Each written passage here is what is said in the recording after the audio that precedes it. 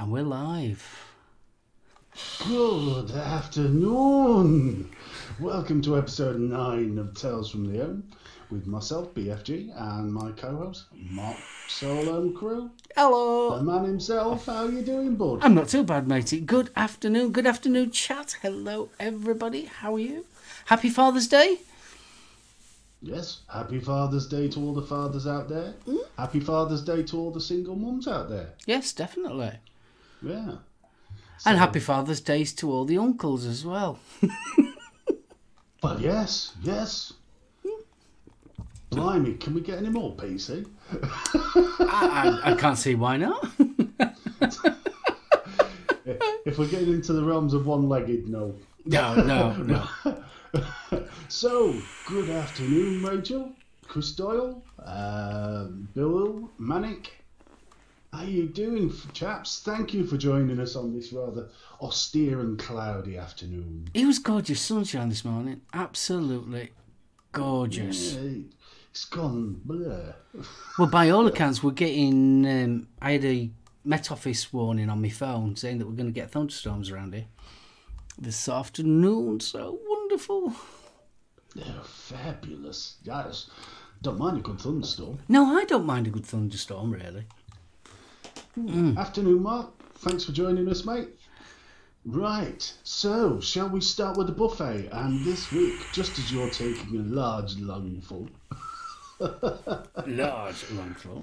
would you like to tease us with what's on your tray this afternoon? Well, on my tray this afternoon, this morning, obviously, it's Sunday, so Sunday is my up and closey table cam time, so I do all my table cam stuff. So basically, I've got what I've been recording for next week's reviews, plus little bits and pieces. So in my hand, I have got the SoulOhm.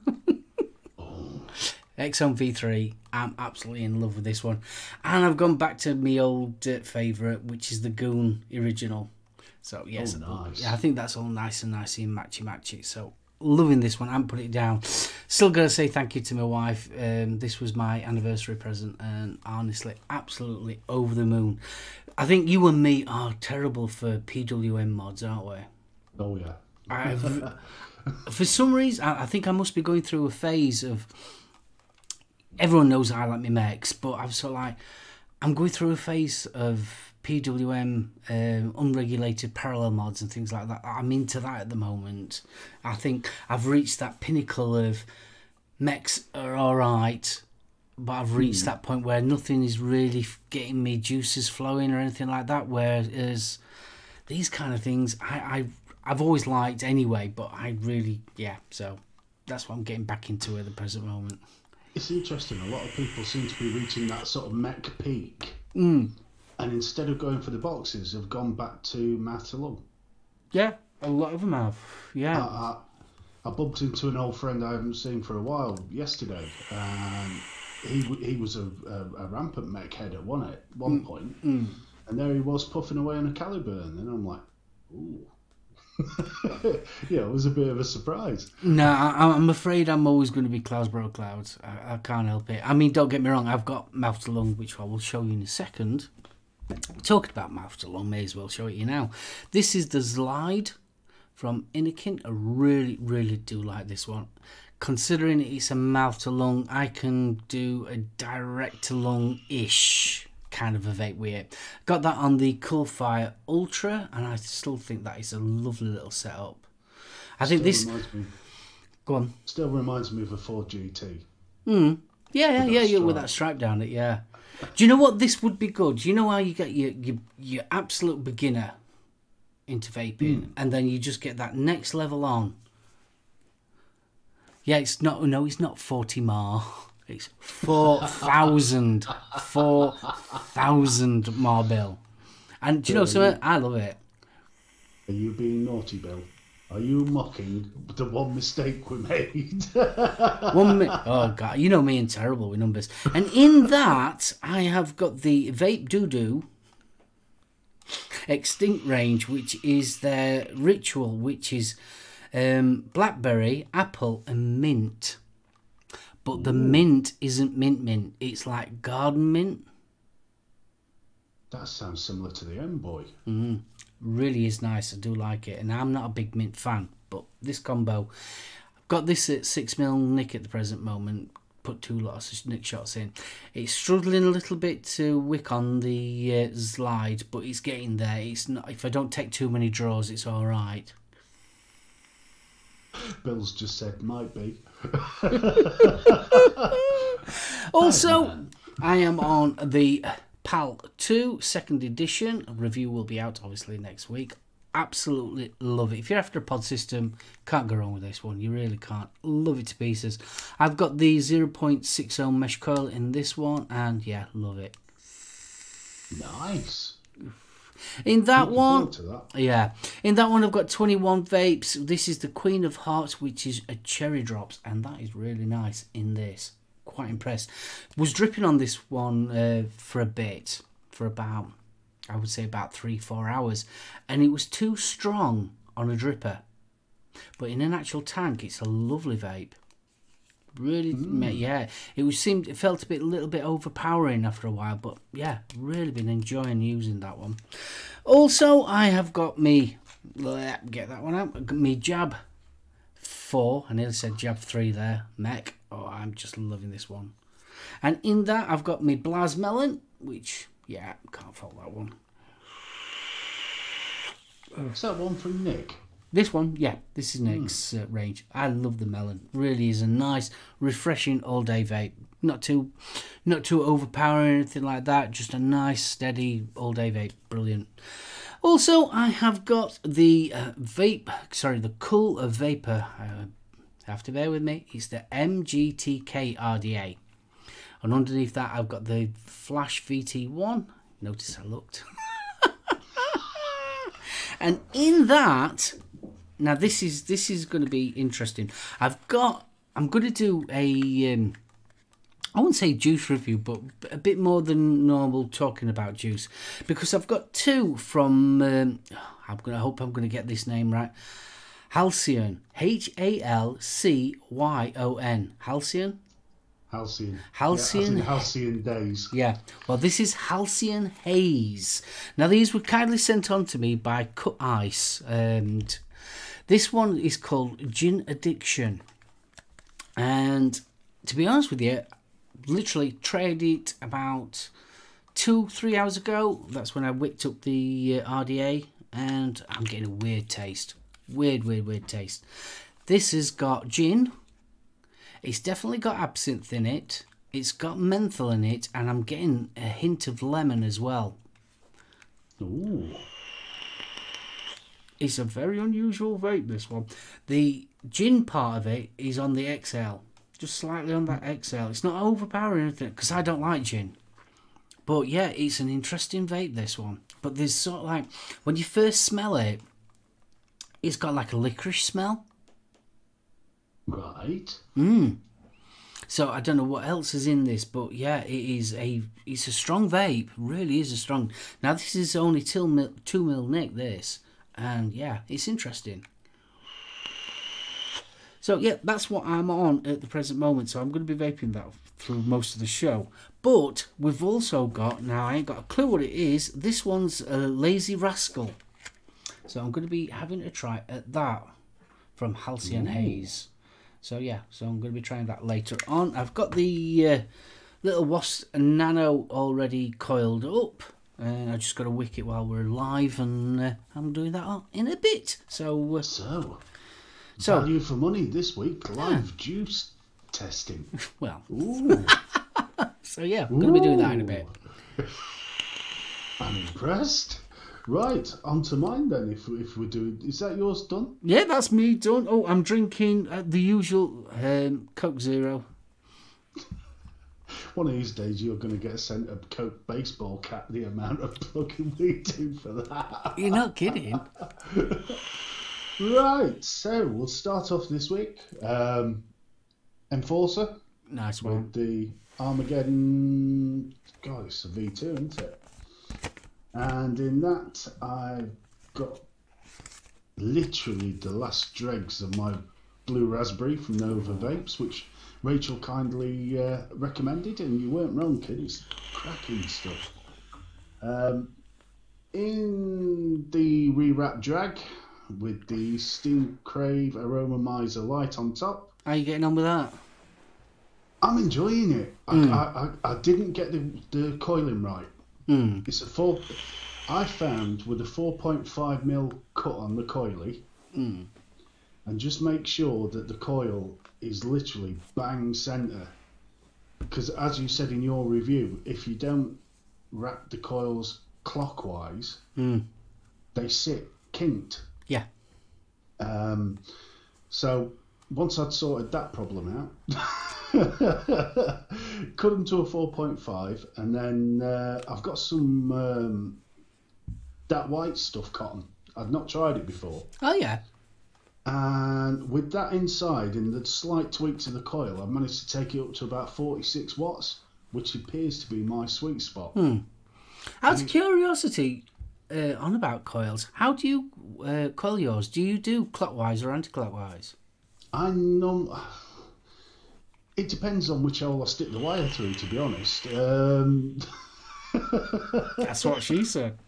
Stop it. No, normally I do go clockwise. But this is the first tank I've had where the actual direction of coil has made that much difference. Did you ever get the recoil? You know, Green's original recoil, original recipe. I've got a recoil. It's not an original. Well, that you still have to. You have to coil. If you do coiling for that, you have to have them anti-clockwise as well, because he coils anti-clockwise. Because if you look at on the deck, you've got 2 high posts and 2 low posts. Your 2 centre posts are low and the other ones are high, so you have to do it anti-clockwise. So you have 1 high up, 1 low down there. Every day's a school day, innit? All this time I've been coiling that thing, thinking, I'll give that a go. That's why. That's why things like the Kelpie and that lot have designed it so that you can have it either way.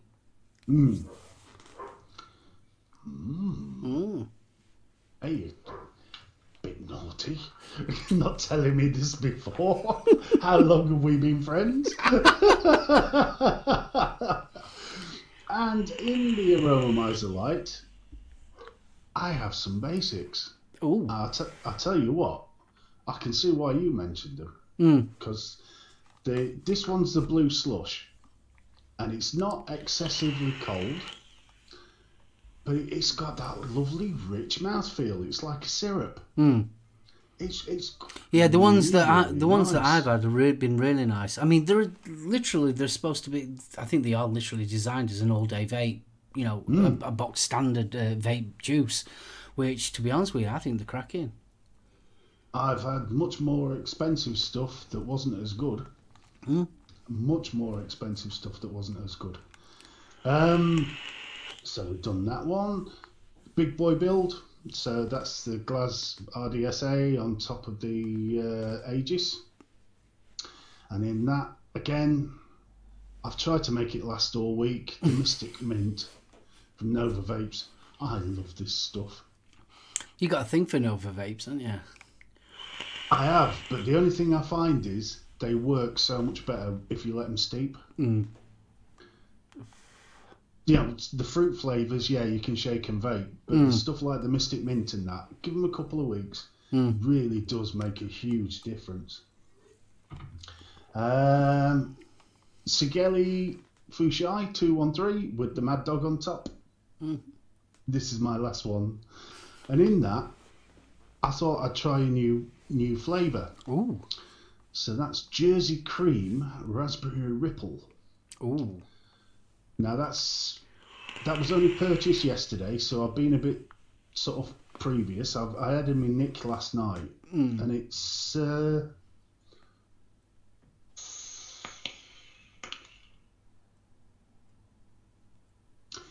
nice. It needs a couple of weeks. It's just a bit harsh at the minute. You know what I mean? And there's a definite vanilla in there that I'm getting, but no, I'm looking forward to sort of sticking this in the cupboard and dragging it out in a bit and see what happens. I find that a lot of juicers need that time to vape, to steep. It doesn't matter what they are. Even fruit ones really do need that steeping time. It really does. I think if I'd realised that when I started vaping, I think I would have had a much more pleasurable experience, probably a wider range of tastes in juice. Because some of the stuff I got, I put straight onto dripper, you know, once you're done as a shake and vape. And it just really put me off them. Yeah. King's Custard was one of them. You know, remember used to come in the glass bottles with the dripper? I remember buying that and thinking, yeah, great, shoved in my neck, gave it a good shake, tried it, and it was one of the foulest things I'd ever tasted. Really? So I didn't touch it, and found it in the back of the cupboard about 6 months later, and it was like, oh my God, where have you been all my life? Oh, bless. But saying that, back in the day, we always used to steep as juices, but then you used to have nicotine in them, so a lot of the juices that you've got, you didn't have to steep them really long because obviously they'd been sat on the shelf with nicotine in them. But now, because you've got to add your own nicotine, I know a lot of them say, oh, you can literally shake and vape. Me personally, I still think it still needs that steeping time. Even if it's only sort of like 48 hours, it still needs steeping time. And I find that things like, you start getting into desserts, custards, anything that's slightly heavier than like a fruit juice, it does need that longer steeping time, especially custards. Custards really do need a nice long steep. But saying that, if you get something like lemon lush needs a good steep. Really? Oh yes, it really does. When you get lemon lush, you can always tell, because lemon lush is like a light colour when you get it. Once you add your nicotine, you leave that for a good while. I'm on about sort of like a few weeks. When you come back to it, it gets darker and darker. And once it gets really dark, and almost like a coffee colour, you know it's really ready. I mean, this is it. Bill's just said he vapes a lot of desserts and they all need to steep. That's not to say you're not going to get a good flavour if you just shake and vape. Oh, no. You're not going to get the full range of it. No. You're not going to get the depth. I see the problem. It's all because obviously the TPD that we've ended up being like this, but because people are so impatient, they want it there and then. So I like shake a vape. So you will get a decent enough vape, but if you want the best out of it, let it steep. That's why I wonder sometimes whether pods have become so popular, because obviously they do have, because it's normally 10ml 50/50.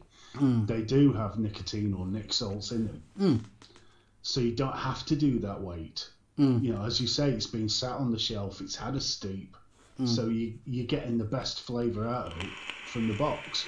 Yeah. I mean, it's also like, if you get a 10ml bottle and it's already got the nicky already in it, the length of time that's been in that bottle, it's probably already been steeping for a while anyway. So you probably, but obviously we want more, we want bigger. So unfortunately, you got the downside of having nick shots is that you've got to let them steep. It's just nature of the beast, I'm afraid. Yeah, I mean, it's not so bad if you've been vaping a while, but if you're a fairly new SoulOhmer... Oh, yeah, totally. Yeah. I mean, let's face it, JJ, how you doing, kiddo? Hi, JJ. You've got to remember that sort of like new vapors, that sort of like, I'm on about people that's never known anything but the TPD and short fills and things like that. They'll not know half that information, especially if they're not like us that are hobbyists and things like that. They won't know that, I've got to leave it steep for a bit. Sorry. Why? What's up? Forgot where the camera was. Hey, that BFG's looking better. You had that almost Doris Day look about you. Oh God, if I ever start looking like Doris Day, you need to stop taking it. I know. But Bless you. I find it quite interesting, especially with juices, and when you start getting into people that are sort of like really into the juices and the different ways that they actually steep it is quite interesting, because you get some people, no, it must be in a dark cupboard, and every night I open it, let it breathe for half an hour, then put the lid back on, shake it, and put it back, and there's all different ways of doing it. Well, if you going off that one, there's so many similarities with how you're supposed to treat sort of different, letting it breathe, with a good wine, and you keep that away from sunlight and all the rest of it. I mean, I know why a lot of people say the dark cupboard, because it stops the oxidization of the nicotine, doesn't it? But UV can cause it to break down. Yeah, I mean, I always associate, especially when I used to do juice reviews. I think I've said this before anyway. When I used to do juice reviews, I used to have the mindset that you was tasting a wine, or you was a tea taster or a coffee taster. That's where it was, and that was the mindset. It was sort of like trying to find the different flavours that had been blended together to make this juice. And so like there is a bit more of a, oh, this is juice. There's a bit more to it than that. See, as somebody who's abused his taste buds from very, very early on, I just don't have that sort of range. Yeah. Yeah. I mean, I know what juices are like, don't get me wrong. If it tastes like, cack, I will know. But I don't get the subtle nuances. I got really, I must admit, I got really into it at one point.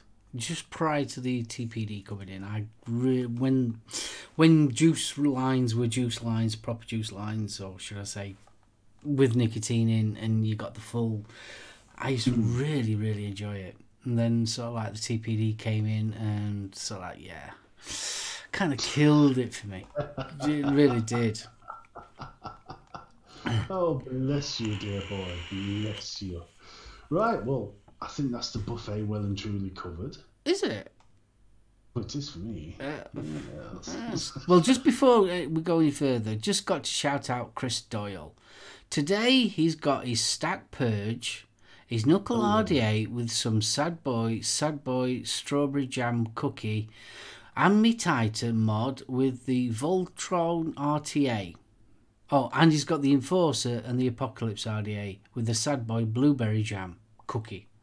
There you go, just thought I'd mention that. He's got a better selection than we have. I know. Dear Lord. He's only got little hands and all. How's he dealing with that Titan? That thing's huge. That is a big one. Saying that, we were talking the other day, me and Chris, and we were on about the Titan, and I thought he was on about the other Titan, which is the series box. Yeah. I would love one of them. You've got that look in your eye. I know, I've got this. I don't know. I said it before when I was talking about the Hexome. I've got a thing for Hammond box mods at the moment. It's just how it is. Well, like I said on Thursday, I would still cherry bomb. Do you know something? I still wouldn't mind getting hold of a cherry bomber. I mean, they can't be dear now. I bet they're about 20 quid now, because they'll be all clones. Yeah, I mean, but then they were called cherry bombers for a reason, yeah. Oh, yeah.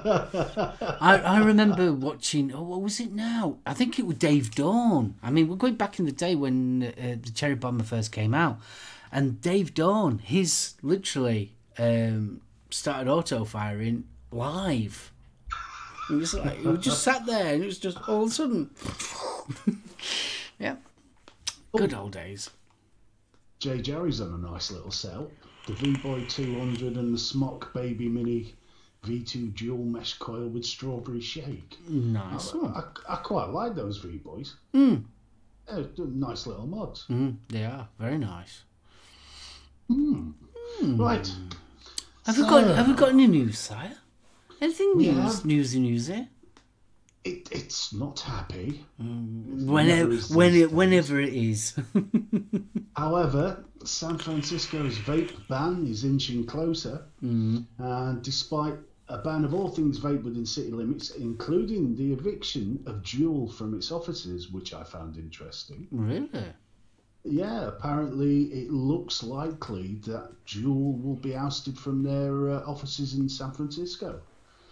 So the company has begun talks with the local politicians and is offering to pay for the installation to the state of the age verification scanners at a cost of around $5 million. Well, that's going to be interesting. Yeah, that's what I thought. So the bill to ban the sale of all vape products from San Francisco moves to the city's full board on June the 18th. So what's that, 2 days away? And behind the scenes, Juul's management has held talks with the board, and they reckon that it was constructive. The company employs over 1,000 people in San Francisco, which, given it's owned by the city, would mean Juul being evicted. So that's why. In a somewhat conciliatory interview with San Francisco Chronicle, the CEO, Kevin Bird, said the company was partially responsible for the alleged teen vape epidemic. What epidemic? However, pointed out that once things became clear, Juul acted immediately. That's an interesting stance there from Juul. It's not quite saying, yeah, you're right, but it's taking some of the blame on their shoulders, isn't it? You've got to wonder. When we start talking about Juul, I just don't get the company. I really do not get it. I just don't. It's like we were talking on Thursday's show when Gabe was talking about it. I literally had a Juul, and I was excited to find out what this Juul was all about. I got the opportunity to try it, and to be honest with you, I think it's pants. I really do. The fit and finish of the actual pod itself it's very square. It's it's really, really basic. It's very sharp edges. It's not very comfortable in the mouth. The airflow that's on it was very, very airy. Too airy for a mouth to lung for me, personally. The flavour that we had, you could hardly taste the flavour. It was very, well, you can taste flavour, obviously, and you've got vapour, but it was very, very muted. It wasn't exactly mind-blowing or anything like that. And another thing that really wound me up was that you had the charger. You had to have this charger connection that connected to your USB, and obviously it was a tiny little docking station, really tiny little docking station that you had to clip in, and then obviously clip that into your USB, and it was that small that that was so easy to lose. And once you've lost that, you can't even charge the thing up. But the fit and finish of it that made me, because it just felt like just literally folded aluminium or aluminum. and that's it. I tried one, exactly the same points as you, but what I found was, the charger on my laptop, because of the way the USB port was actually in, the charger was upside down. Really? So I couldn't just plug it straight into the laptop. You had to have a cable. So that's a female to male USB before you could even charge the damn thing.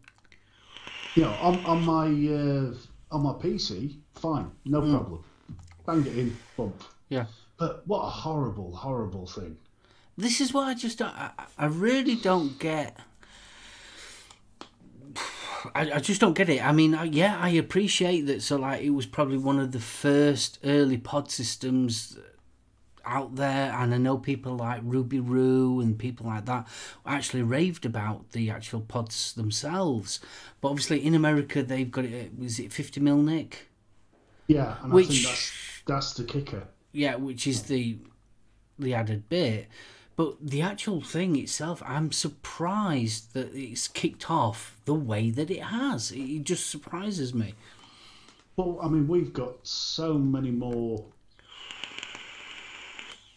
aesthetically pleasing options now.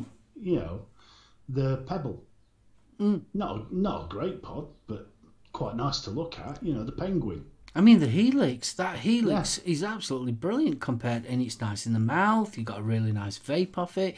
You've got a really nice restricted airflow control. Charges up really nice and just simple, you know, USB connection. And yeah, brilliant. Well, like I was saying to you, I yesterday went out and bought my mother-in-law a Caliburn because she started smoking again and wants to come back off. What a nice looking bit of kit.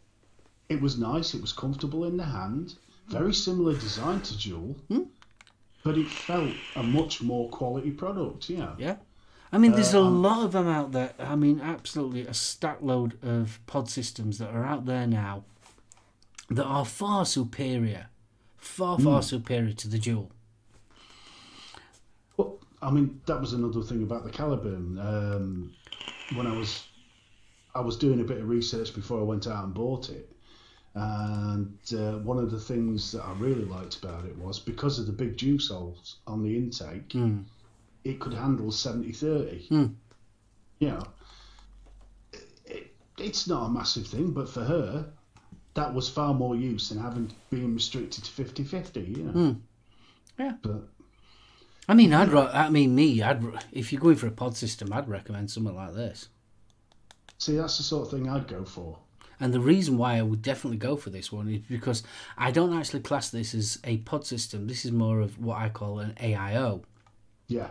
Because you can change the coils. Same with like the Aspire Sprite and things like that. Very, very similar. You can change the coils. And because you can change the coils, I think that's better.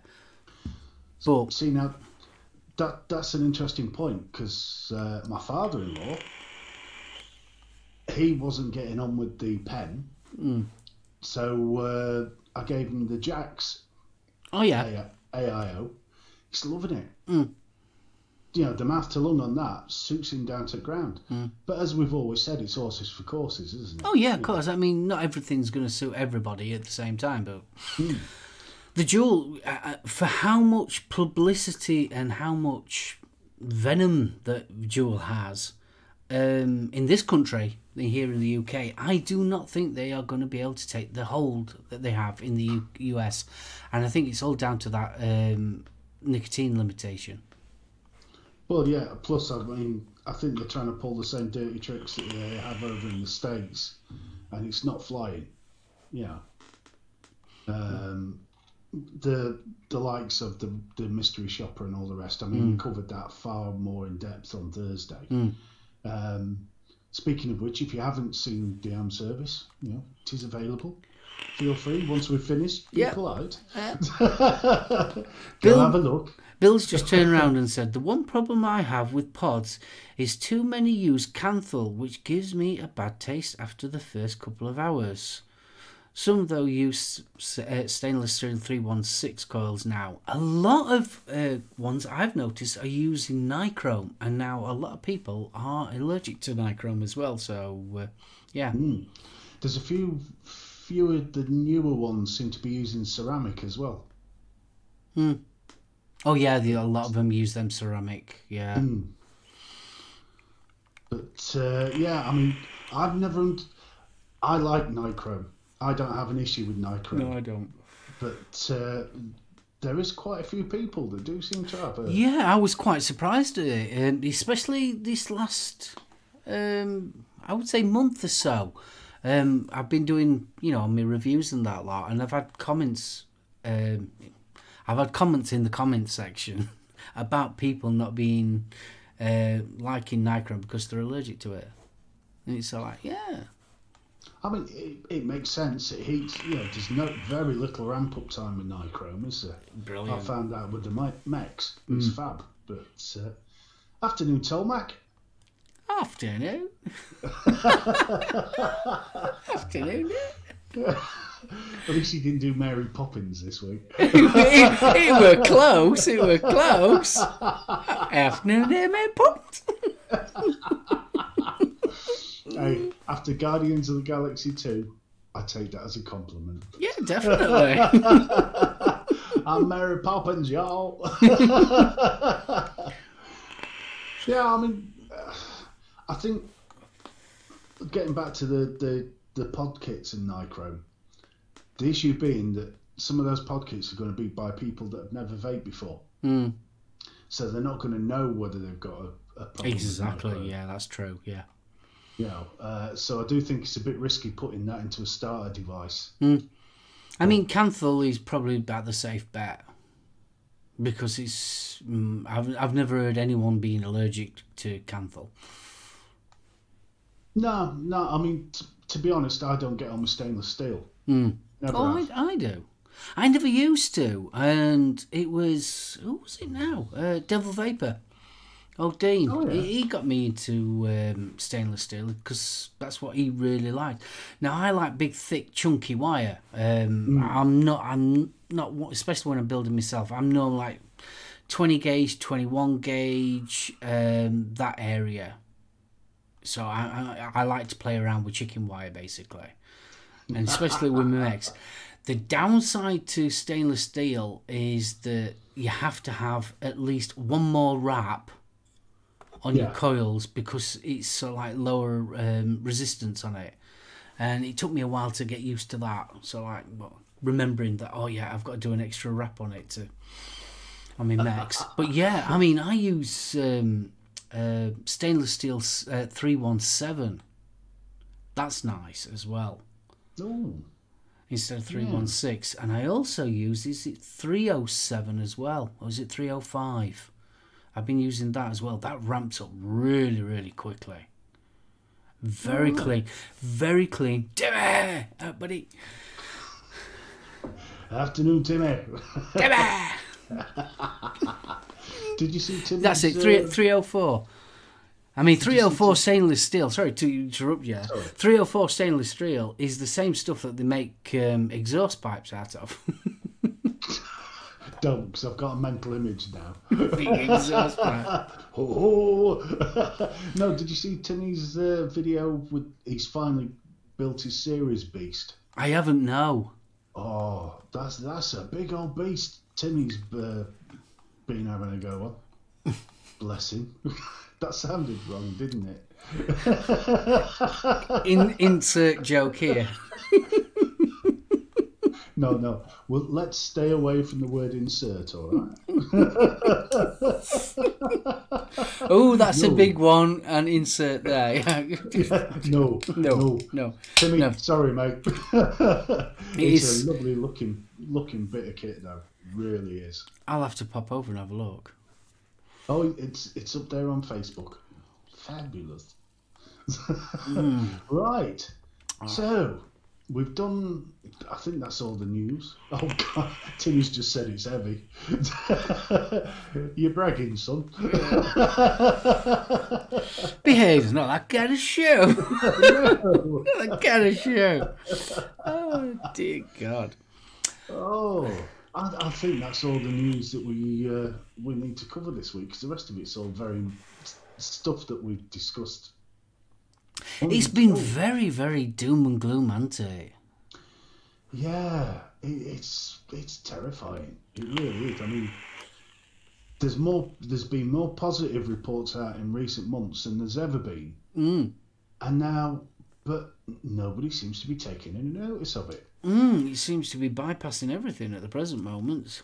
But it points the fact that vaping has taken a massive chunk out of big tobacco's profits. Oh God, yeah. Oh God, I mean, it's evidently obvious what's going off. I mean, when we heard about it, I mean, what was it now? The not blowing smoke campaign that went off. I mean, that went off about 2 years ago. Must be, maybe a bit more. And they brought out the explanation of the settlement agreement and all that lot, and it was so like, yeah, and now it's blatantly obvious. It's all down to the them losing money. But I mean, that still doesn't explain the Australia situation for me. No. Because I don't think they had the same sort of agreement, but for some reason they've really become anti-vape in Australia. And they've they was getting to the stage where there was positively vaping, and then all of a sudden swapped over. Yeah, it makes you wonder. Really does make you wonder. I mean, New Zealand seem to be a bit more balanced on this, but the Kiwis normally are on most things, aren't they? They seem to have that. What's the word? Oh, I can't think of the word I'm looking for. Balanced view. Yeah, I bet you any money though. I mean, let's face it. I mean, Australia's one massive big place. Really is massive big place, and I bet you any money on it there will be a black market going off there, and it'll be thriving. You know, making your own mods, making your own juices and all that. Like, I'm sure in the middle of the outback somewhere there'll be some serious modding going off there. I really do. Sorry, I've just had visions of these bush rangers here stood round it still. What do you reckon? Yeah, strawberry and kiwi. Bloody lovely.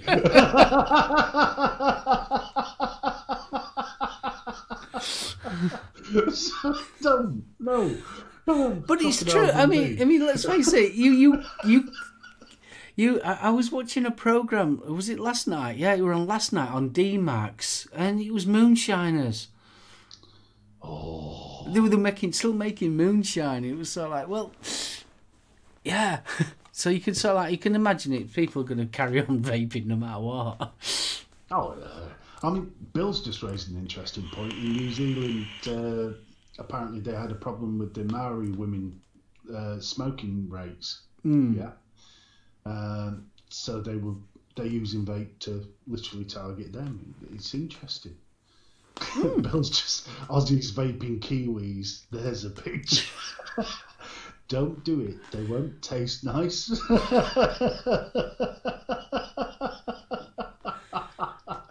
Oh boy. That's why I've got to admit you and me were talking about it on. When was it now? Either Thursday or Friday.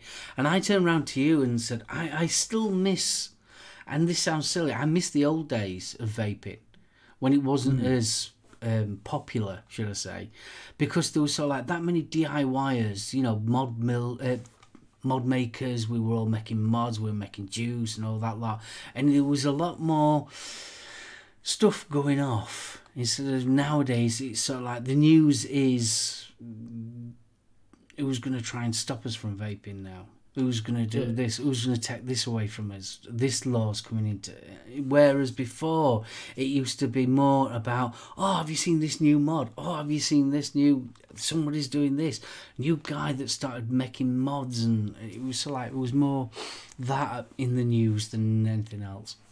Yeah, and the stories that you got was, if you've got this device, you know, drill out the air holes for a better flavour, and, you know, yeah. Yeah, Bill totally. Yeah, 5 years ago, we were doing a hell of a lot more. I mean, it was someone would get an RDA, and, I mean, 5 years ago, RDAs, there were no such thing as Big Air. Big Air wasn't there. And everything that you ever had, if you had an RDA, you had to drill out holes to make an airy vape. And it was them days I do miss. I really do miss them.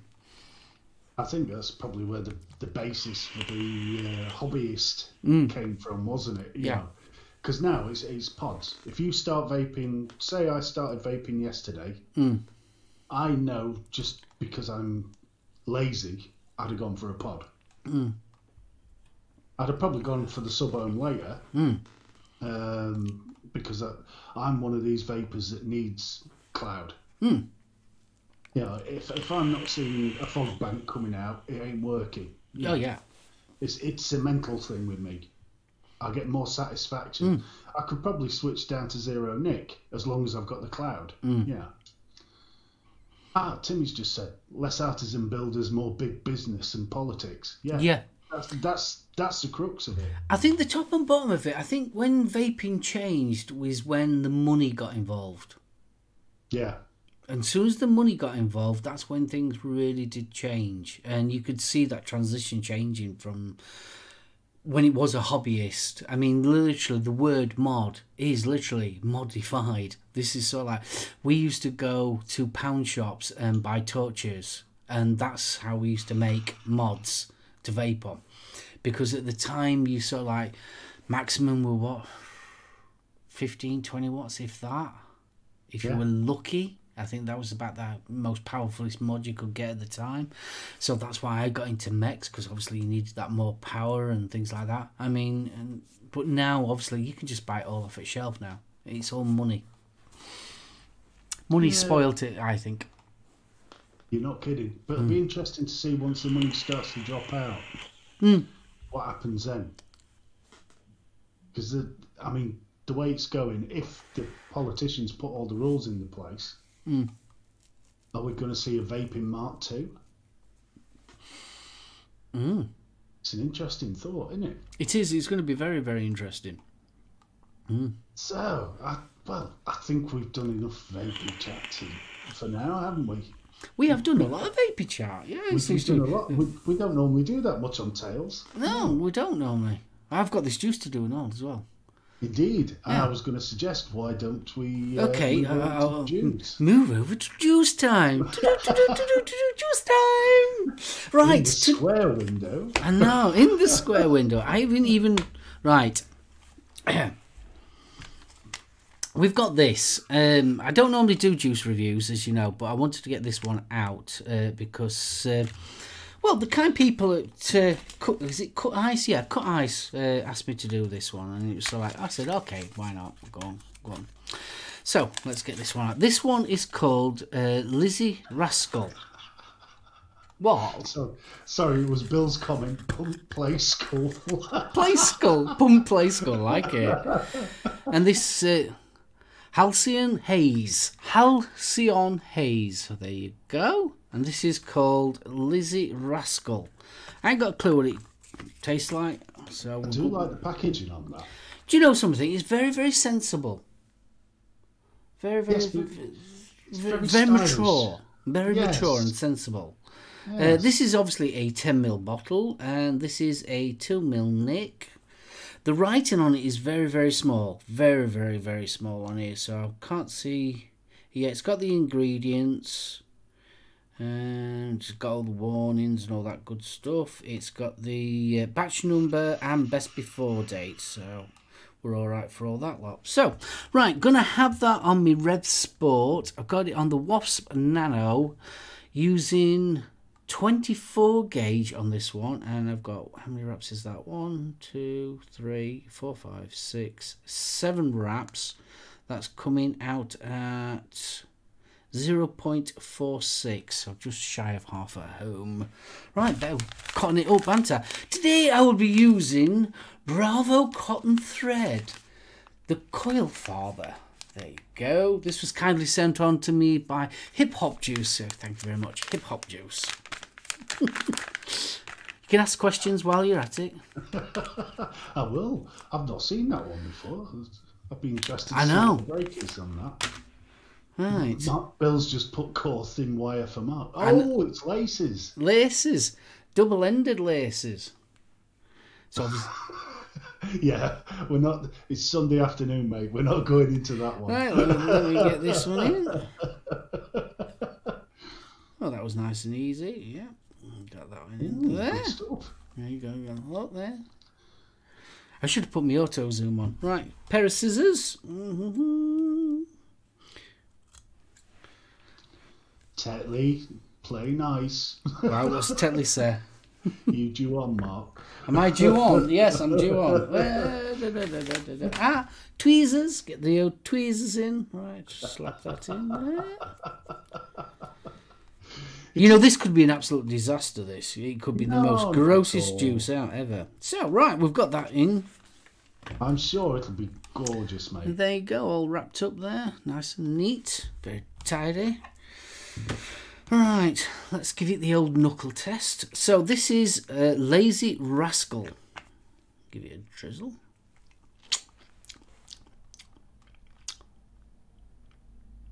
Strawberry. Yeah. Definitely a strawberry, but there's a slight sour in there as well, so I'm not quite sure. I'll give this a drizzle. Strawberry kiwi, you reckon? I'm not quite sure, to be honest with you. Definitely strawberry in there. It's got that, what I call a candy strawberry. Right. I've got that at 44.4 watts at the moment. Right. Get that in there and there.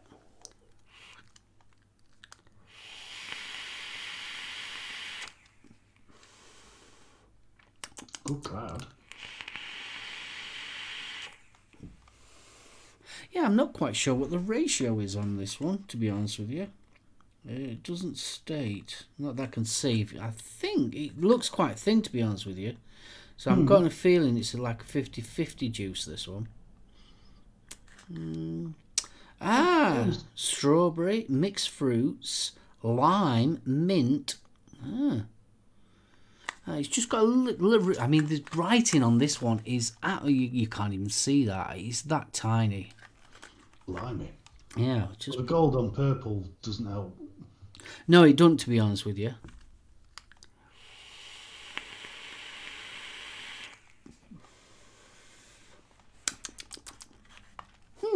Well, the first flavour I'm definitely getting is that strawberry. And then it's sort of like I'm getting a citrusy, so obviously that's the lime.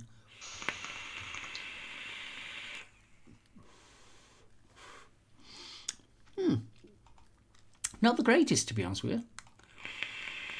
Did you get much of the mint in that? Or was it more of an after on the XL? Mint I'm not really getting, to be honest with you. There is something there. It's that strawberry that's really kicked. It's like that candy flavoured strawberry. Which probably explains why the lime's in there, just to sort of cut that sweetness. Yeah, the lime's there. There's something else. Yeah, you are getting mint, but it's a very spearminty kind of that aftertaste of spearmint.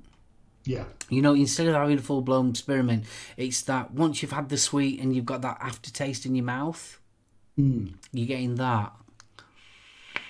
That actually sounds quite pleasant.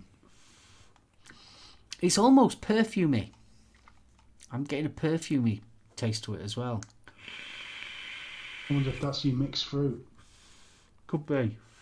You know how you get your Palmer Violet type of fruit flavoured perfumey type of vape? Yeah, I'm getting kind of hints of that. Interesting. Got to admit, not one of my favourites, but there you go. That was what was it? Lazy Rascal from Halcyon Haze. Halcyon Haze. So just want to give what the company was it again? Cut Ice E-Liquid Laboratories a big shout out and say thank you very much for letting me try that one, and obviously letting me try the Gin's Addiction as well. So big shout out to them ones. Thank you very much. They're the guys that do the they also do the 13 Sins range, and they also do the Rude Oil and the tea juice as well. Cut Ice. So yeah, thank you very much. Do appreciate that one. Thank you. Yeah, if you go onto Google and look for Halcyon Haze, they've got a full site. It's a very interesting. Have you got the? Are you got it actually on? Yeah, I've got it up. Oh, you'll have to. What the profile is then of this? On the Lazy Rascal. Yeah, Lazy Rascal. What's the profile? 2 6. It's Lizzie Rascal. Lizzie Rascal. What did I say? Yeah, no. Lazy. Yeah, sorry, Lizzie Rascal. According to the website, it's a twisted berry mojito. Lizzie Rascal's sweet and innocent exterior gives way to a mischievous sense of adventure at her core. Containing bold notes of strawberry and red fruits, blended with subtle hints of lime, lemongrass, and mint. Ah, it might be that lemongrass then. But there's something... Doesn't lemon... If I remember right, lemongrass dries it out a little bit, doesn't it? Yeah, it's... That may be where you were getting that sort of aniseedy No, that was that was the gin one. Oh, that was the gin. I can get you the flavour. Let's get that up. Gin's addiction is a decadence. They describe it as bold and charismatic. She has a penchant for exquisite mixes and subtle tastes. And that's a blend of white gin, natural blackcurrant, absinthe, lemon, mint fusion, and a light menthol. So yeah, you were bang on all the way. Yeah, that's not bad. I actually, out of the two, I prefer the gin addiction. That gin addiction is really nice. And considering I'm someone that's not a menthol person, this is nice. But there's an Earth Brother as well, which is a Turkish tobacco. Which Turkish tobaccos aren't my bag, but it sounds quite interesting. And then a Northern Lights, which is licorice and the freshness of red and white grape punch. That sounds interesting. I wouldn't mind a try of that. I like licorice. Yeah, I like licorice as a vape as well. It's worrying when you get messages in the chat. Just taking a quick break and popping in to say hi again. Now I've finally found the weapon I wanted in my game. Rachel, you're scaring me.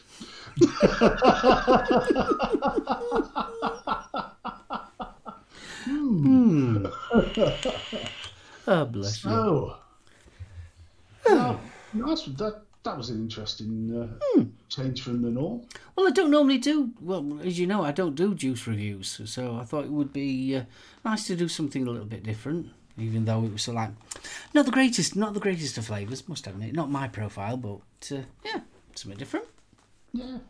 Well, you never know. I mean, gin, the alcohol ranges seem to be improving in. I never used to, well, I'm not a big alcohol vape flavoured fan.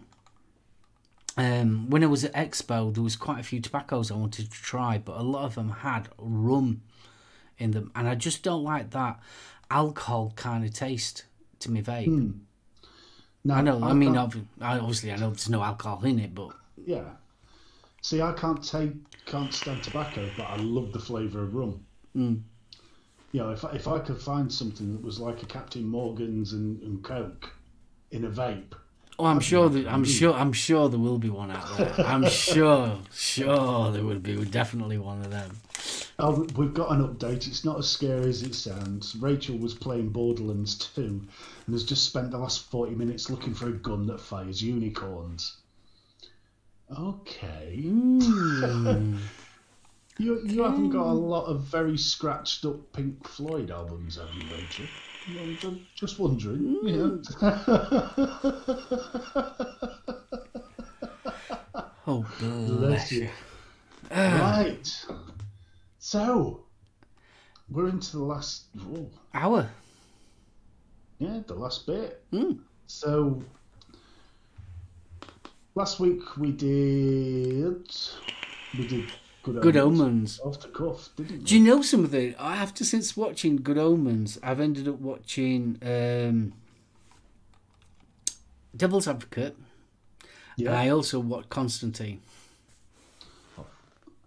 There was a series that should never have been cancelled. I've never watched the series, but I have also heard we're on about Constantine. There might be another one with Keanu Reeves. He wants to do it. Don't get me wrong, Keanu Reeves, awesome, love him to bits. Stick with the John Wick because he ain't Constantine. I enjoyed it. I liked that film. But trust me, watch the TV series. Yeah. Did you ever read Hellblazer, which was the comic series that John Constantine came from? The TV series and the comics, identical. They lifted the guy. I really wish I could remember the actor's name. Hold on, I might have to Google through this. So we've got Constantine because he's just appeared in Legends of Tomorrow, because that's taken more of a magical twist in the third series. And he's absolutely what I always envisioned John Constantine to be. He's just got that sort of devil may care attitude, and you know at the heart, if he wanted to get something done, he'd sacrifice everybody in the room to do it. Yeah, which was always the right. Here we go. So Matt Ryan, that's the name I was looking for. All right. He is the perfect. I told you, chop it into smaller bits. Sorry, I'm one of these people. I have to put this stuff away. Sorry, you do that. Oh, it's cool. Matt Ryan was the most inspired bit of casting I've seen in a TV series for a long, long time. I'll have to have a look at that. Oh, it's I assume it's on Netflix. Oh yeah. If it's not, it's on Amazon. Is it on Amazon? Yeah. Oh, cool. I'm just catching up with the Good Omens. Rachel says she loved it. They need more. Oh God, the Good Omens. If they don't make another one, there's something wrong. I think you'd be treading into dodgy ground because of the way that you'd be going off book. Oh yeah, of course. You'd have to go off book. Yeah, I mean, if Neil Gaiman's involved, why do I keep on calling him Gaiman? Neil Gaiman's involved, I wouldn't have any qualms whatsoever. You know. I mean, obviously we can't have Pratchett because he's no longer with us. No, but I mean, as one of his lines in his book said, as long as somebody's speaking your name, you're never truly gone. Exactly. Yeah, I thought that was a wonderful line. I mean, Rachel's just said she got the eldest to watch it. She still needs to watch the last 3 episodes, but she's enjoying it so far. That's the one thing I love about it. It stretches right across. You know, Tennant, perfect cartoon grin, definitely Bill. Can't fault you on that. And I think, what's the name of the Welsh guy who played Azrael? Michael Sheen? Yes.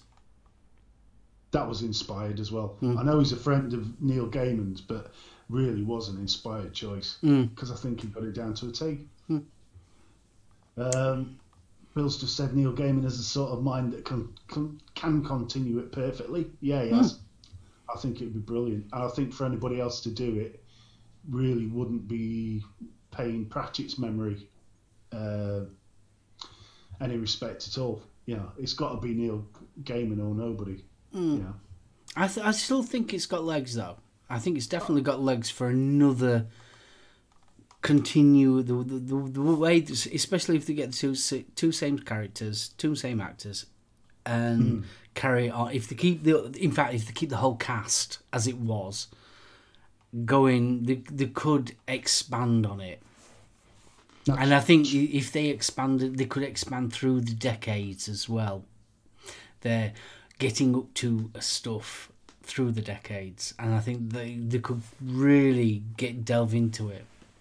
Oh yeah, I mean, there's plenty of stuff in the book that they didn't use with the historical stuff. You know, like Bill's just said, he thinks it'd become a lot darker. I think so too, probably, but that's Neil Gaiman. Yeah, I don't know. Have you ever watched or read Neverwhere? No. That is awesome as well. Quick sort of synopsis. Very successful guy from Scotland, moves to London, involved in finance. Yeah, he's high flying, rich girlfriend, involved with the great and good, and comes across a homeless person that he helps.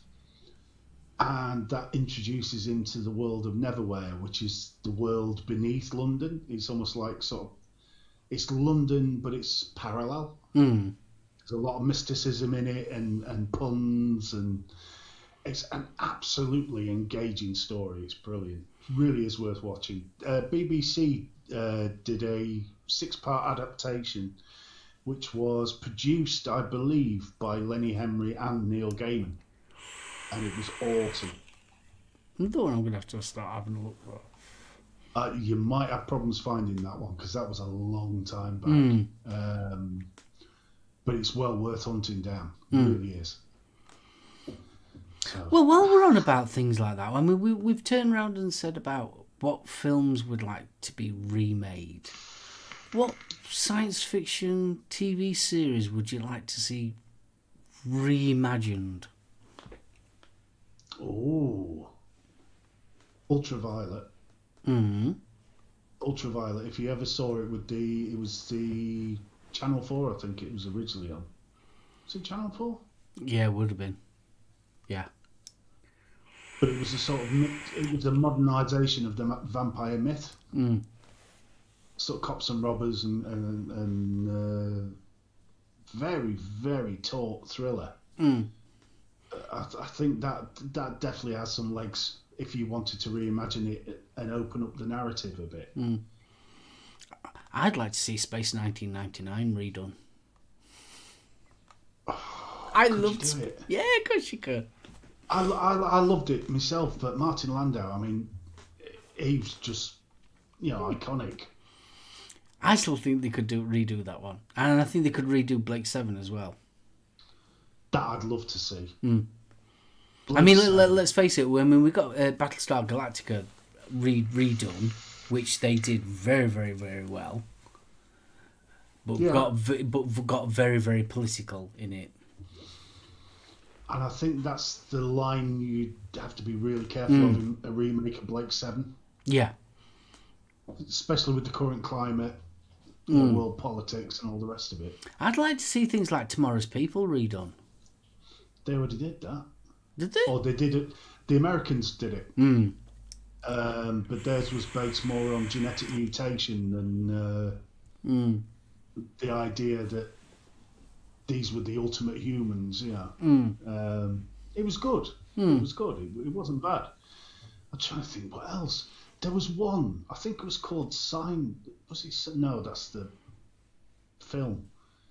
It was an English sci-fi, and there was a Mandelbrot that appeared, and it was an invasion from another dimension. I mean, you're talking what, late 80s, early 90s, and it was an absolute cracker. There was no alien, there was very little CGI, but this thing had you hooked. I'm trying to think what that earth it was called. More Google for apologies. Have you got another one that you'd like? Sapphire and Steel. Oh yeah, but again, such iconic actors in the roles. I know it would, but I think a modern take on Sapphire and Steel would be interesting. I used to love that as a kid. Scared the crap out of me. It was dark. It was dark. The whole thing where the bad guys were faceless, that just freaked me out. It was very deep as well, wasn't it?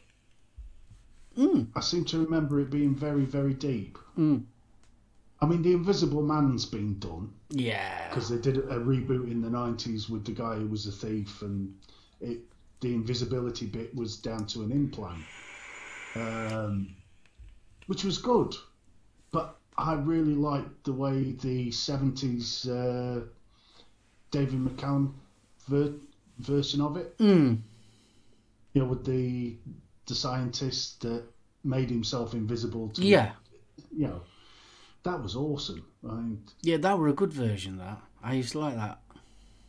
There was something quite sort of cuddly about it. Cuddly about it. Okay. Yeah, it was. It wasn't. It was one that kids could watch along with mum and dad. Yeah. I mean, it was definitely the Incredible Hulk family thing. It wasn't exactly. It was almost like Man from Atlantis and all that, wasn't it? Oh, that was awesome. That's one I'd like to see. I reckon they could do so much more with that now. Oh, especially with CGI and all that lot. Well, half the problem with Man from Atlantis was the cost of actually making it, because obviously everything, all the underwater scenes and stuff. But they did have some very camp villains, if I remember, in Man from Atlantis. the old guy in the big woolly chunky cardigan that was always trying to take over the world. Hitchhikers? No, I think that's a timepiece. That, I mean, they did the film, and I thought the film were terrible. Yeah, I don't know. I enjoyed it. You enjoyed it. I enjoyed the film. Mm. Mainly because Alan Rickman doing the voice of Marvin. Well, yeah. But no, I think some things are timepieces. It's like Red Dwarf. It's like redoing Red Dwarf. No, you can't redo it because of it was that time. It was that era. Oh. While I was Google fooing, there is various. Pardon me. According to Den of Geek, Blake 7 reboot has been passed by Sci-Fi. Uh-huh. But that's back in 2013, so it's obviously never appeared. Mm. So it looks like there is interest in doing a Blake 7. I think it would be good. I used to like Blake 7. I mean, I know there's books I'd like to see be TV series, like anything by William Gibson. Mm.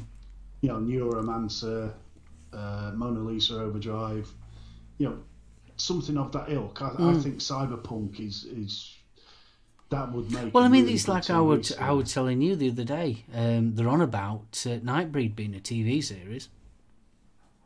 That could be really interesting. Mm.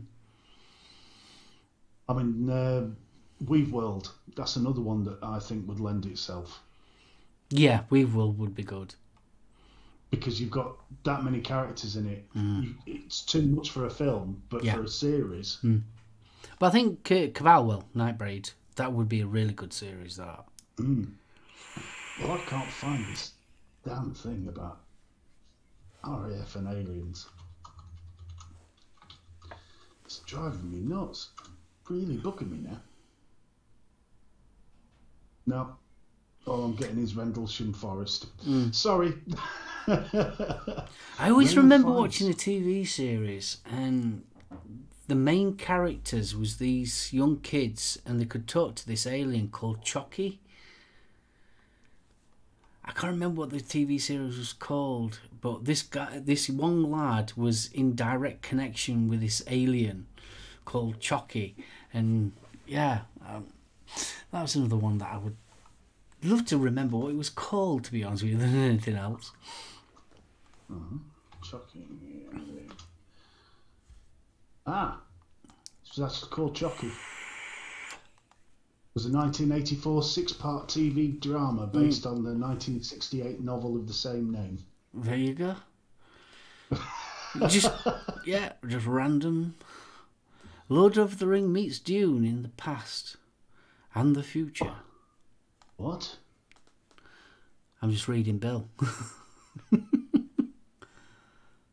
Lord of the Rings meets Dune. God, that'd be messed up, wouldn't it? Yeah. More Deeb with big airy feet. Are we off to the mines there, Mr. Frodo? Go and get our salt mine. Now, do you remember it was a BBC Kids TV series back in late 70s called The Box of Delights? It rings a bell. Patrick Troughton played I think it was Patrick Troughton. He played the old man who was the wizard, if you will. It was very similar to Rise of the Dark. That sort of young boy takes on the forces of evil, helps the forces of light, sort of vibe to it. It was based on a book series. It was really, really good. Rings a bell. It does ring a bell. It's one of those that sort of stuck in my head. I'll tell you a film that stuck in my head. I know it's slightly diverse in it. I ain't got a clue what it's called. It must have come out in the late 70s, early 80s, and basically there's these three, I think it's three kids, and they end up staying at a manor house. and they end up drinking this stuff and going back in time, where the manor house had got burnt down and they'd saved the other two children that was there. It was one of them films. So like you just made a spark in the old brain. I can't even remember what it was called. Very Black Beauty type style of filming. I know the film you're on about. And the kids were there when the actual... Obviously, they'd gone back in time. They was there when the actual manor house was burning down, and they saved the kid that shouldn't have died. And but I can't think what it's called. Oh, I know the one, because the little... I think there's two of them, ghosts. And they keep on having flashbacks to the night of the fire. One of them blames him... Oh, the stable boy blames himself for the death of his older brother. Something like that, yeah. Yeah. Oh, it's not Follyfoot. No. Follyfoot Farm. Oh. God, but that's going back a bit, Follyfoot. Wasn't that the one with the lightning tree was the theme song? I can't remember. I remember the name, but I can't remember the actual thing. Because my namesake, I believe, starred in that. Steve Hodson. Pretty Peaches. No, I can't remember that one. Pretty Peaches. UK Vapester, hello and good afternoon. Why do I get the feeling that's possibly a Tracy Lords movie and we shouldn't be discussing it?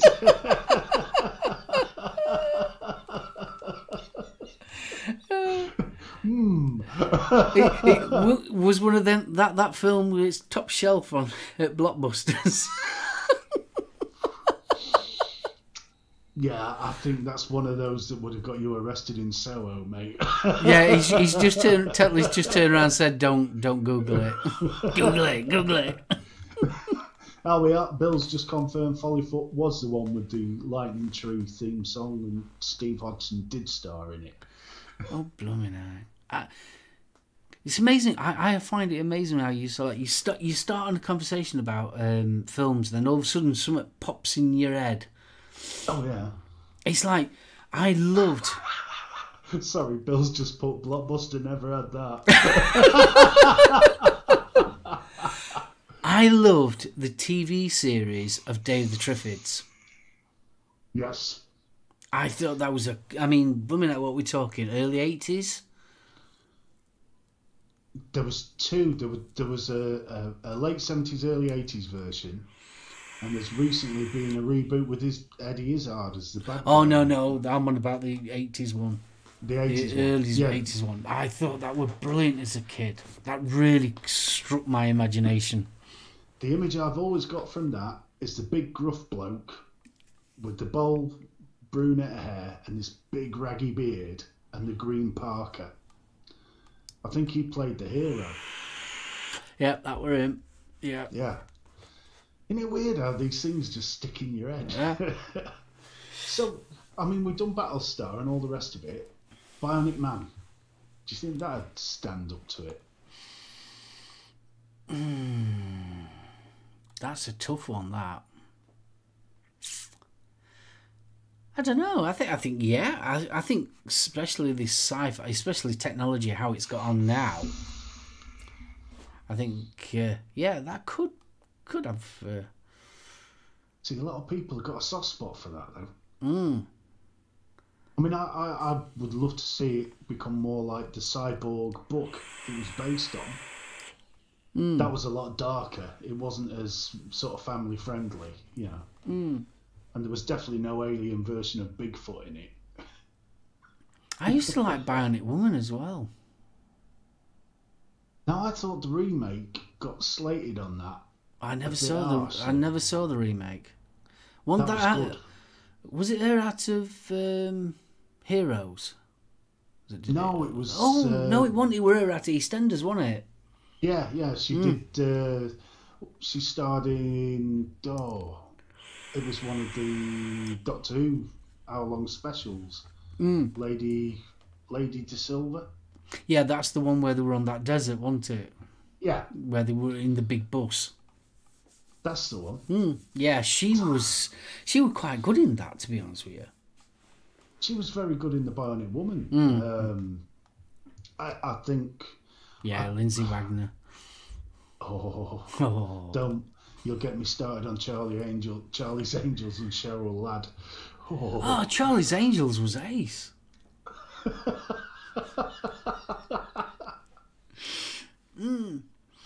Yeah. I think it's weird though that when they do these remakes of the 70s stuff, they tend to make them very camp. Yeah. You know, I mean, the Starsky and Hutch, I know Ben Stiller probably did it with tongue-in-cheek, but it was a lot more camp than I remembered the 70s first. Well, Dukes of Hazzard wasn't too bad, though. That remake wasn't bad. Come on, Daisy Duke was gorgeous. See, we know Catherine back. No, that's true, but... yeah. No. I mean... I don't see why the 70s... I mean, Fall Guy, there's another one by Lee Majors. That was always... I really enjoyed that as a kid. Fall Guy, yeah. Is it how they got around the PC problem? Yeah, probably is, Bill. Probably is. That's why it was so camp. I mean, it's not like you could have Love Thy Neighbour on these days, could you? No. Oh, God. Saying that, there's a lot of them you couldn't have on nowadays, especially from 70s. Oh, wow. I mean, George and Mildred and all them lot. The problem is, though, it's stuff like... do you remember It Ain't Half Hot, Mum? Yeah. Yeah, I love that. I thought that's always got a warm place in my heart. But obviously... Why do you whisper green grass? That's the one. Lovely boy. Oh, lovely boy. Shoulders back. You've got lovely shoulders. No, yeah. I mean, they tried to redo Dad's Army, didn't they? And they didn't quite. It didn't pull off. I think that was more down to the actors that portrayed in the original series. Yeah, Arthur Lowe, John LeMessurier. They were all just iconic of their time. I mean, as you say, you get these timepieces. Yeah. I mean, I was watching... what was it, last night or the night before? I think it was Friday night, after what you'd watched all your other bits and pieces. We were watching Morecambe and Wise, basically like a tribute thing. Even that style, I think that's now part of history. I don't think that'll ever be repeated. And it's the way that it was so like they started, because it was all done on the not Broadway, but on stage. It was a stage act that went to television. Yeah, I mean, it was definitely sort of review, wasn't it? It was review entertainment, but on the telly. Hale and Pace, I watch those quite regularly, but I don't think they'd get half the audience now if you actually put them on the telly. Hale and Pace, no. Saying that, the Fast Show, I think you'd struggle with Fast Show nowadays. Yeah, especially the guy who owned the manor and the gardener.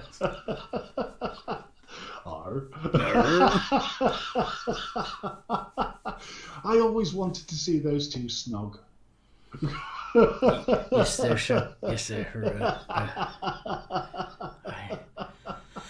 Problem on the top acre farm there, yes, sir. I love that bit where they had to do where it's sort of like they're all in the pub and they had to play the banana apple, and it was Apple, your banana wife is dead. Oh, sorry, sir. Oh. Happy days. Oh, too right. I mean,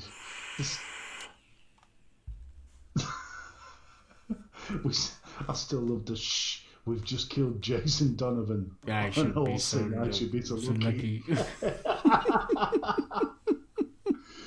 Yeah, I mean, getting back to the sci-fi TV series, there was a plethora.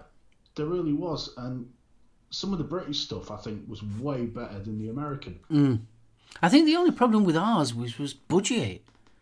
We never put any... I mean, you look at Doctor Who. Yeah. Doctor Who is a classic one to look at.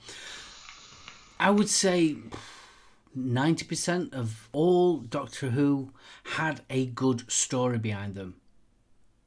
The actual basis of him had good stories. What let it down was the budget. They just would not budget for it.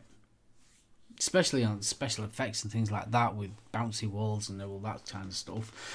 And towards the end of Doctor Who, the original series, the budget just disappeared completely, and you could see, and that's why I think it let its own down. But the quality of the script writing disappeared, because I mean, if you look at the golden years, you've got Douglas Adams, you've got Terence Dick, yeah, it was all plot-driven drama. You know, the special effects didn't take away from it. You know, listen, we have sarcasm as part of our humour, which is why the humour is different. I agree with that, Bill. Yeah, totally. I mean, that's why I think Life on Mars didn't transfer to the American market that well. That was brilliant, though. I love Life on Mars. Yeah, the British version was superb. You know, who else could pull off? It's 1973, dinner time. I'm having oops. You know, Bill says they finally released all of the John Pertwee Doctor Who's. They're converting them to Blu-ray, aren't they? They've also doing, if I remember rightly, they are actually, you know how they did with Star Trek, the original series, how they redid a lot of the CGI? Yeah. Yeah. Well, they're doing that with the Doctor Who's as well. They're updating them. That'd be interesting. I haven't seen any, to be honest with you. I haven't seen any of the new renditions. But, yeah, by all accounts, they're actually tweaking, should we say, the actual special effects side of it. Well, I think yesterday I watched the regeneration from Pertwee into Tom Baker. The giant rubber spiders. That was awesome. See, that's when I started watching Doctor Who, because my first Doctor Who was John Pertwee. And it was so like, I cried. I can remember it distinctively. I can remember crying when John Pertwee died and Tom Baker came. See, my Doctor Who transition period was Tom Baker into Peter Davison. Yeah, well, when that happened, I couldn't get used to that one because he was Tristan. Yeah. It was like, no, he's not Doctor Who. He's Tristan. No. And it took me ages to get used to him. It was like, no, Tom Baker's Doctor Who. I mean, Tom Baker was the longest running Doctor Who anyway. It was like, he's Tristan. No. He's with James Herriot and all them lot. He's not Doctor Who. I've just got visions of him with his arm halfway up the back of K9. Warm towels and soapy water. Yes, dermatitis, Mr. Herriot. And then when you had Colin Baker, I thought, well, he's a mardy little bugger. He was too pretty. Oh, you were right mardy, though. I mean, it was good when he popped his clothes. I'll never forget that one, where she's just bent over. Stop. That was a highlight of my Saturday night, that one. Bless you. I'll never forget that regeneration. Yeah, I mean, it's interesting now because obviously we're into the second reincarnation, if you will, of the series. I've got big hopes for the next series. Obviously, we've got to wait a while for it. I'm just hoping it's going to be as PC. Her, I know it sounds daft. Her, I didn't mind. That the whole the Doctor being a female didn't bother me. In fact, I had high hopes. The girl that's actually playing Doctor at the moment, there's something about her that I like. It's the rest of the gang that I can't be doing with. I really cannot be doing with the rest of the gang. I think they're an bunch of idiots. Especially what's his name? Yeah, the comedian. My brain's gone dead. Bradley Walsh. Bradley Walsh. Can't stand him. Absolutely can't stand him whatsoever. And the two other characters, one was a police officer and one was sort of like a down and out lad that were best friends. And then all of a sudden, she'd never acts like a PC. Does she? I think she did at the start, but yeah, she doesn't so much now. I mean, Rachel's just said she hasn't watched any Doctor Who since Matt Smith. She couldn't get on with Capaldi. I couldn't get on with Capaldi, to be honest with you. I thought he was another angry Doctor. But I liked it. Yeah, the first season, I didn't really like him. But the second season that he was in, he got better. Too right. He really did get better. But I was actually gutted when he died. There was little quirky bits that I didn't like. One was the glasses. I thought that was stupid. Him playing a guitar. Well. I thought him playing a guitar was really stupid. I still prefer Matt Smith. I liked Matt Smith. But Matt Smith was almost Patrick Troughton. Yeah, that sort of clown. He had the ability to go serious and scary like that, which was great. But a lot of his characters seem to be based off the Patrick Troughton sort of cheeky, chappy. Now, whereas I thought Capaldi was trying to copy Tom Baker. No, I didn't get that off Capaldi. I didn't know what to make of him. I got Tom Bakery, the big voice, and in the first season, but the second season he was in, he all of a sudden became the Doctor, and he became his Doctor. I do. Oh, I big time agree with that. I mean, the final lines where he said, where it was like, you don't have to be nice, but be kind. That just that hit me. Yeah. I mean, what did you think to Tennant? I don't want to go. That was heartbreaking. I know. Yeah. It was so like... Yeah, but with Tennant, there was a lot of heartbreaking moments, though. It was so like... You had that point where Rose ended up going into the other dimension.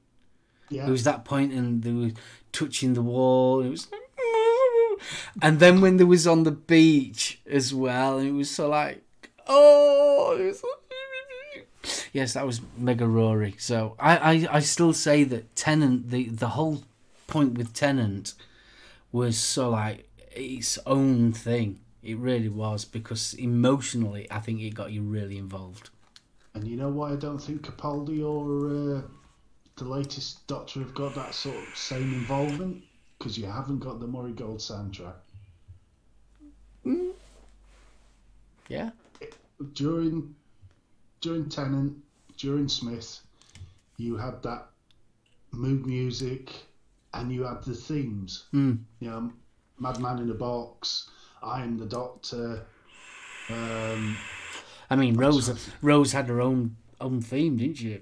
Yeah. But saying that, it's same with what's her face? What was the girl with Capaldi? I forget her name. Her was the original Dalek. Jenna Coleman. She had her own thing. What were her name though?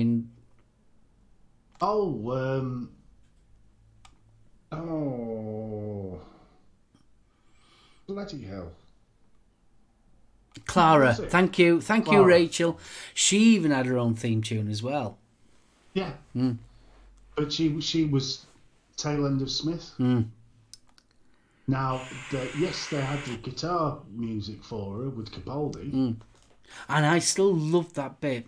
And there was a right moment right at the beginning where she obviously couldn't get on with Capaldi being the Doctor. Yeah. And Matt Smith rung her up in the past. And I thought that was so lovely. That it was so like, you know, basically that's still me, and I thought it was quite clever that. And it's handing the torch over. That was the thing that I think sealed it for a lot of fans. Prof. Hey, Prof. She started as a Dalek wanting souffle. She did. She started off a souffle girl. Yeah. Asylum of the Daleks. I thought that was brilliant. That. Oh, it was. It's so clever. And it was a very clever plot tool as well, where he deletes himself from the Dalek database. Yeah. Because that sort of notoriety restricted him so much. And then they built on that with Capaldi, didn't they? So... I tell you one thing, we should have had Vic with us talking about Doctor Who like this.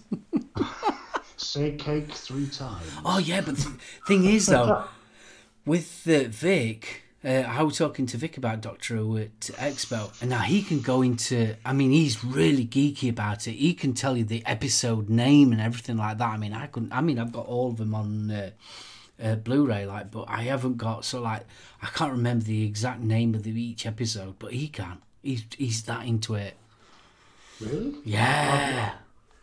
We've got to do a Doctor Who episode, we think. If you'll do it. Yeah, that'd be good. That really would be. That. I'd be just sat there going, yeah, I remember that bit. Yeah, I remember. Oh, gosh. Do you like going from the old Doctor Who to the new Doctor Who? So when we used to be in the old Doctor Who, the theme, or should I say the storyline, went on from each week. So you'd have a season, and that season would be one long story. Whereas the new version of Doctor Who was an episode virtually in its own with a backstory repeating. Which do you prefer? I like the hour. Yeah? The complete story within the hour rather than the 6-parter or the 4-parter. I think they started playing with 2-parter episodes with Tom Baker for a while, didn't they? They were only 2-parters. I think it makes it more accessible to people. Because if you missed, say, the first episode of a 4-parter, and then you only cut off the episode of episode 3. I liked it for the simple reason that you can pick any random DVD and just slap an episode on, and yeah, you're there. I mean, one of the ones that I keep on watching over and over again, and it's Doctor Who's hardly in it, and that's the Weeping Angels. I love that episode. Don't Blink, yeah. Awesome episode. Yeah, I think it's called Blinker. Yeah, Don't Blink. I love that one, and he's hardly in it. Well, yeah, I mean, Sally Sparrow, the actress who got to play her, was absolutely brilliant. And that scene where she meets her friend's brother for the first time, where he's like, naked? Yeah. Yes.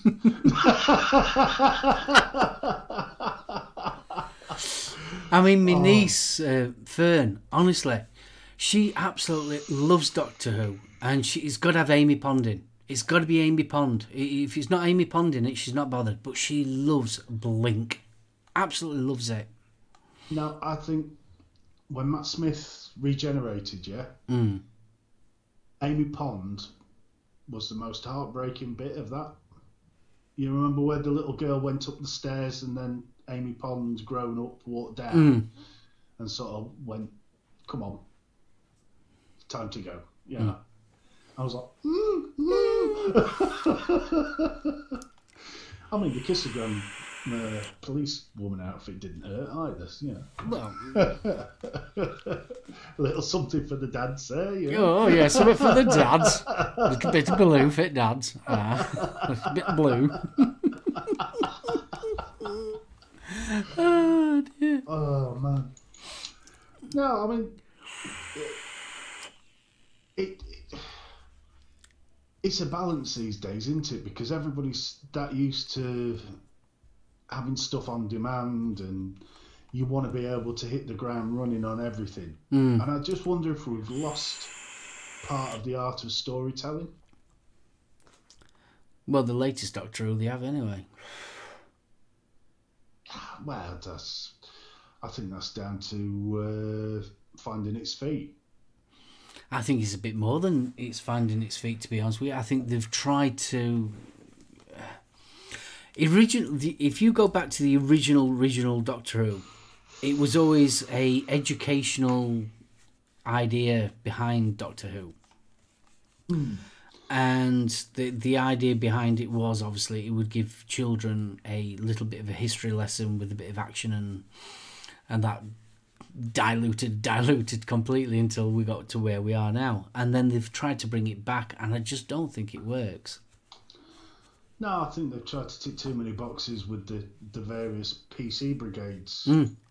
Hopefully he's learned his lesson, which is why I've got great hopes for this next series.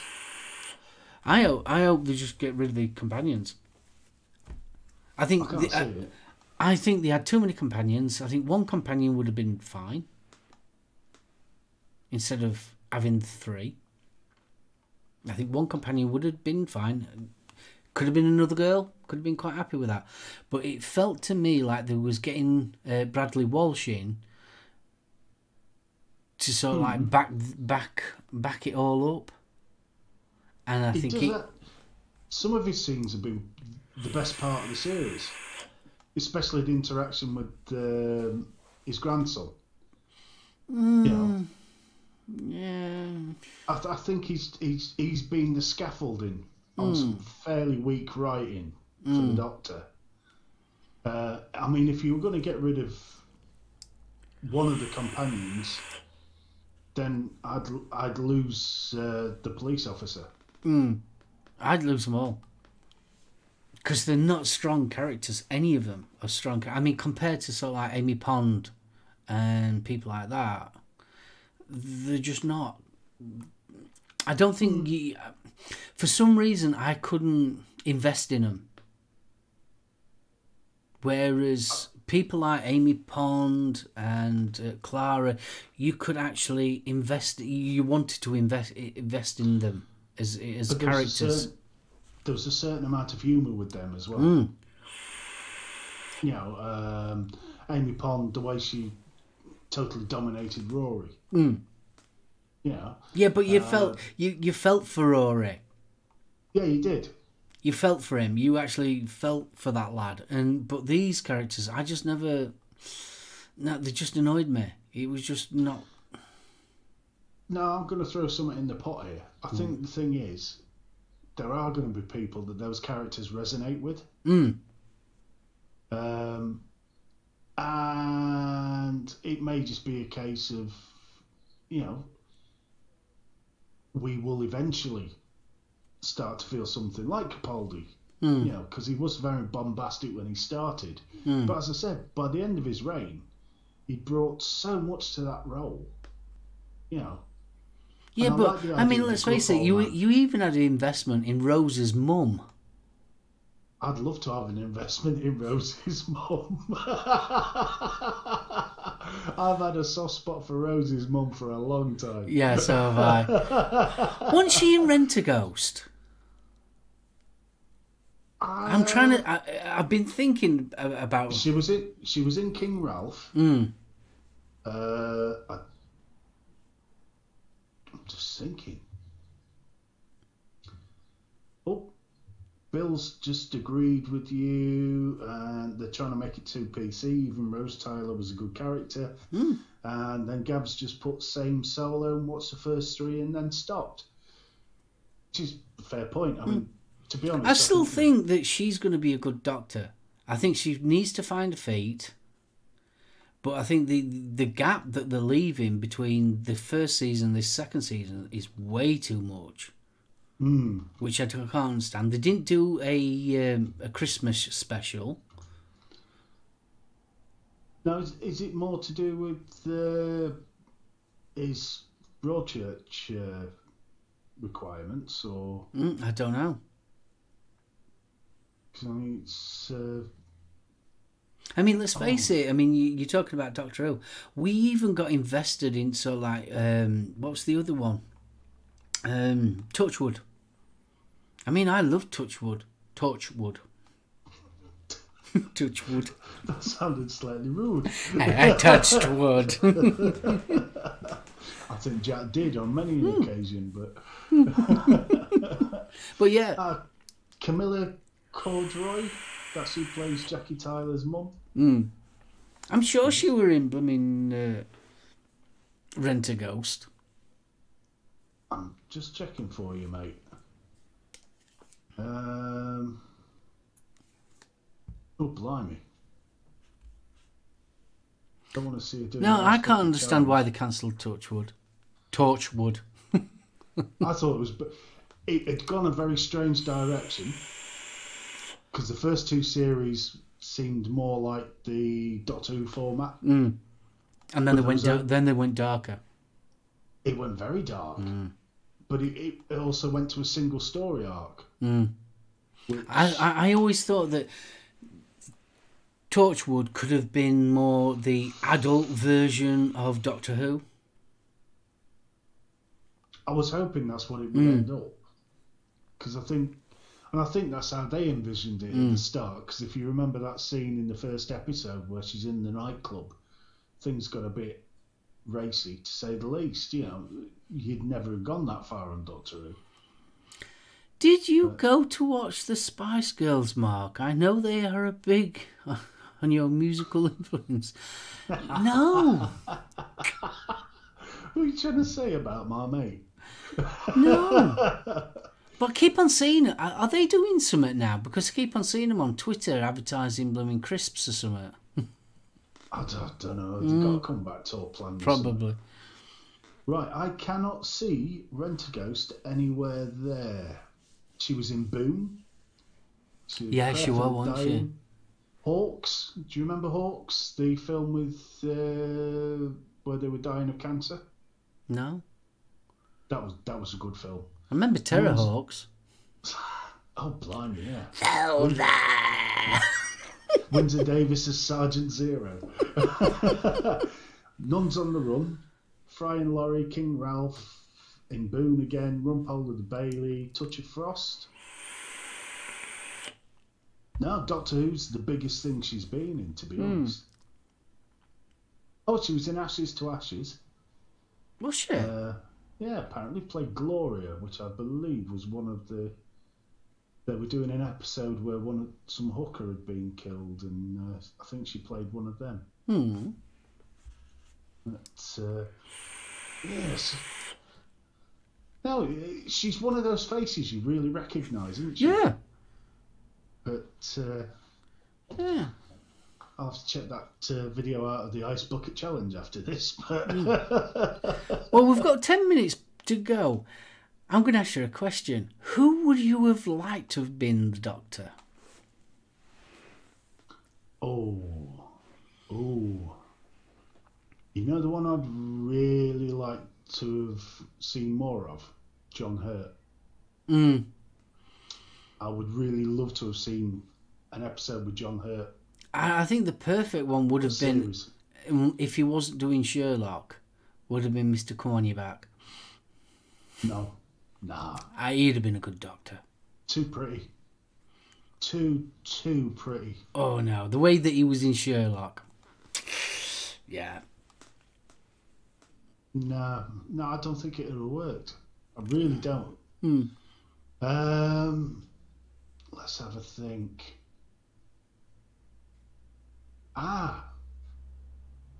What's he?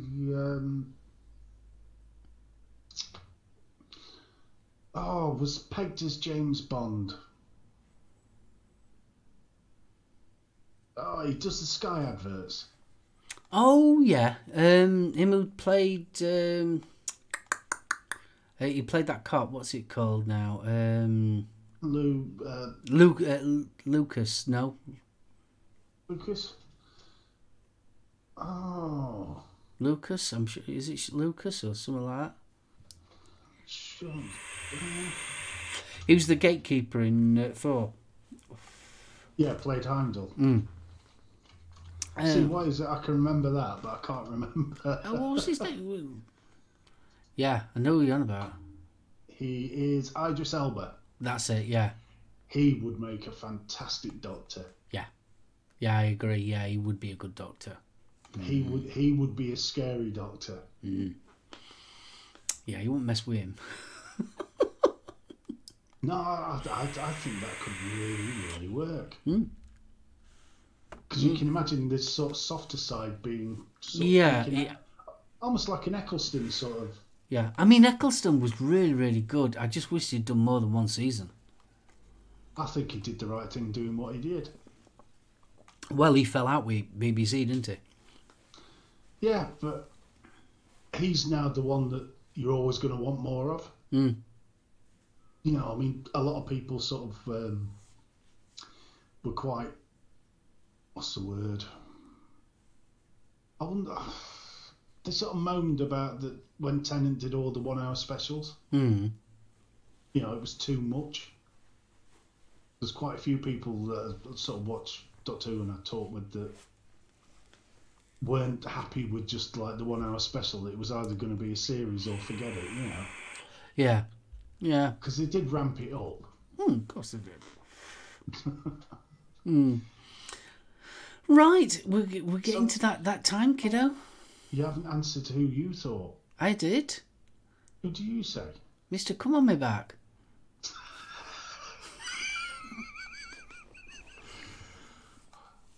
Obviously, my mind just censored that bit. Sorry, dear boy. So, who would be your second choice? Who would be my second choice for the Doctor, a modern day Doctor? Do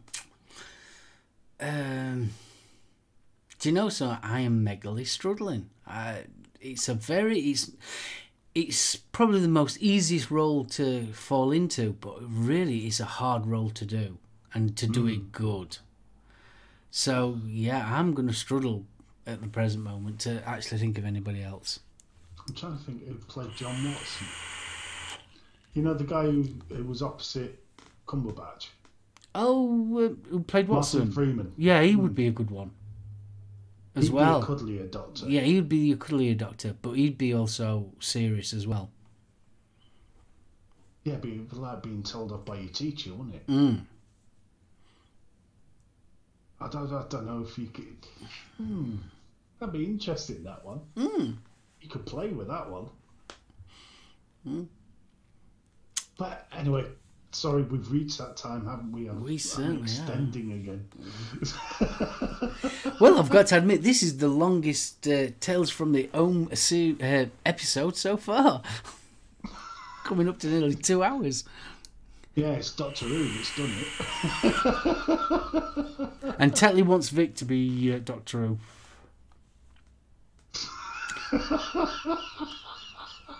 Can you imagine that? That'd be censored, wouldn't it?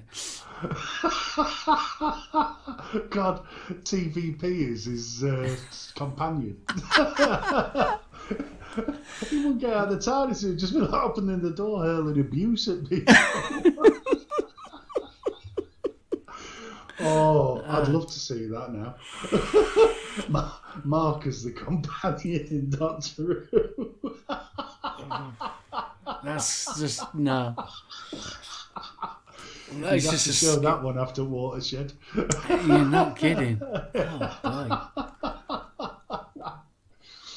Oh, but right, we better start calling this a day.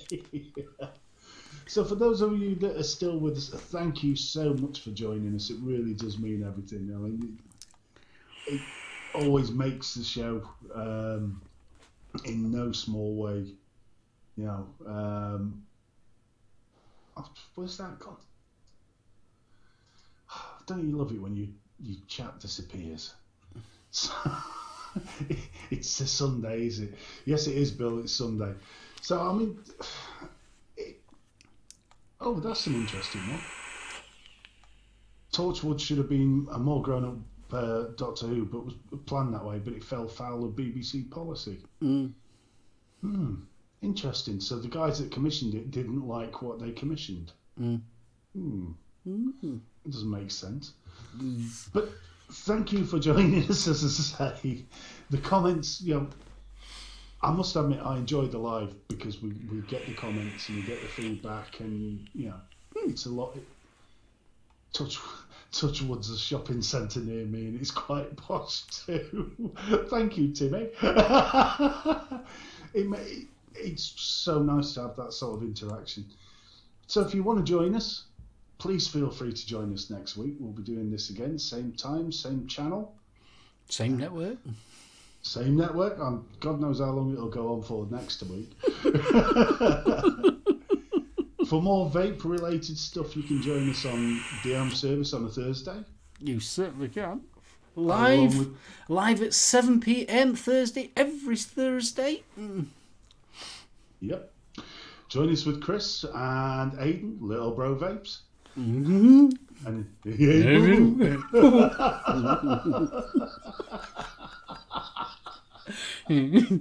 we might get some vape out of our picnic basket.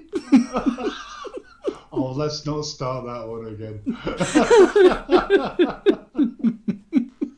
So a big thank you to joining us, and I'm going to hand you over to Mark. Thanks ever so much, everybody. It has been an absolute pleasure on this Sunday afternoon. It's been an absolute joy. Just want to say Happy Father's Day to all you fathers out there.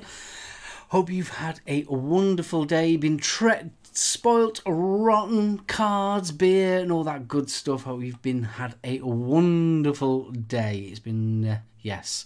So, thank you, Steve. It's been an absolute pleasure, and I can't wait for next week, which will be episode 10. Double figures. We're going into double figures. I can't believe that. Double figures. So, yeah. Thank you to everyone in chat, and I'm going to say tra. So, bye! Bye! I'm going to get the outro bit. Where is it? There you go.